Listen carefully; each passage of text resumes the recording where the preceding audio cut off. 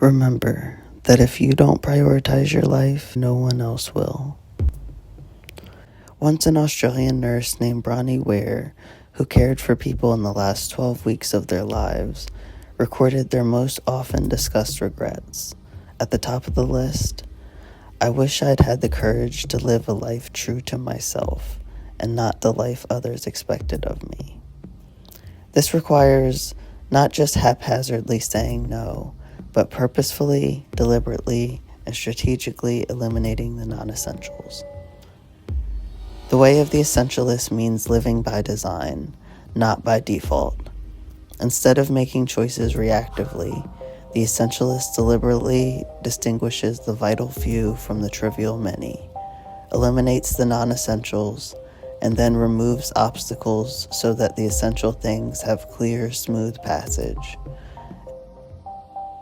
In other words, essentialism is a disciplined, systematic approach for determining where our highest point of contribution lies, then making execution of those things almost effortless.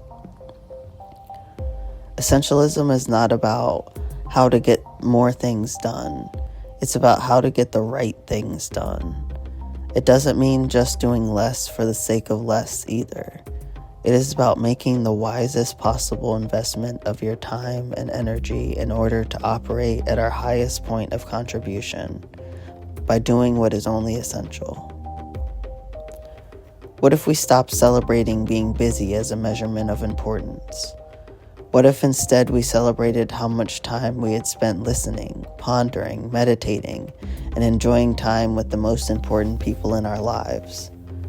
What if society stopped telling us to buy more stuff and instead allowed us to create more space, to breathe and think? The pursuit of success can be the catalyst for failure.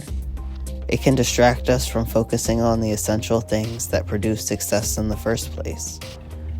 In a piece called No More Yes, it's either hell yeah or no, the popular TED speaker Derek Silvers describes a simple technique for becoming more selective in the choices we make. The key is to put the decision to an extreme test. If we feel total and utter conviction to do something, then we say yes. Anything less gets a thumbs down. If it isn't a clear yes, then it's a clear no. Or as Anne Lamott said, no is a complete sentence. We have good reasons to fear saying no. We worry we'll miss out on a great opportunity. We're scared of rocking the boat, stirring things up, burning bridges. We can't bear the thought of disappointing someone we respect and like. But none of this makes us a bad person. It's a natural part of being human.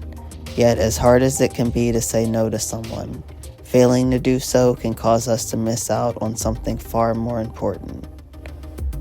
So don't ask, how will it feel if I miss out on this opportunity? But rather, if I did not have this opportunity, how much would I be willing to sacrifice in order to obtain it?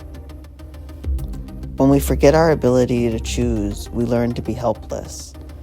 Drip by drip, we allow our power to be taken away until we end up becoming a function of other people's choices, or even a function of our own past choices. In turn, we surrender our power to choose. And that is the path of the non-essentialist.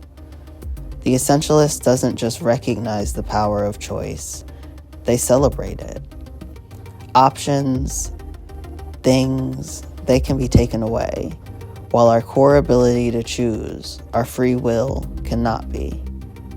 We often think of choice as a thing, but a choice is not a thing.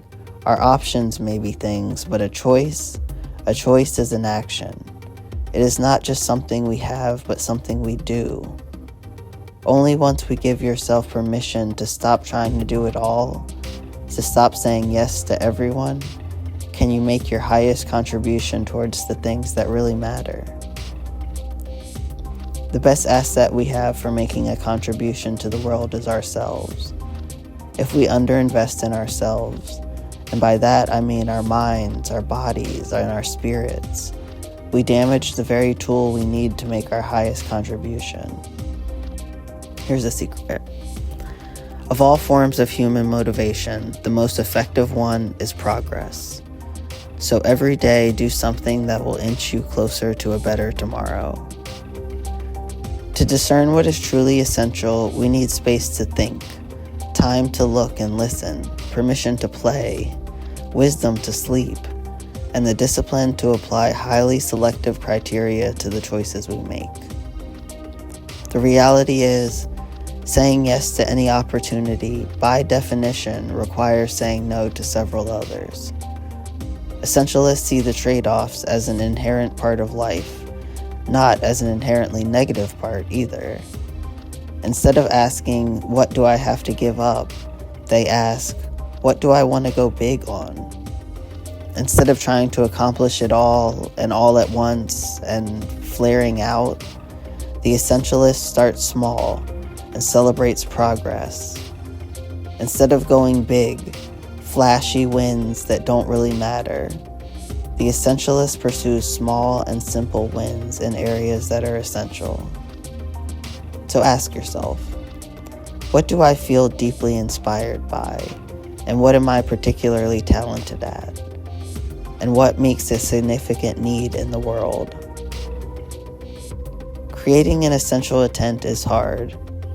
It takes courage, insight, and foresight to see which activities and efforts will add up to your highest point of contribution. It takes asking tough questions, making real trade-offs, and exercising serious discipline to cut out the competing priorities that distract us from our true intention. Yet, it is so worth it. It is worth the effort because only with real clarity of purpose can people, teams, and communities fully mobilize and achieve something truly excellent.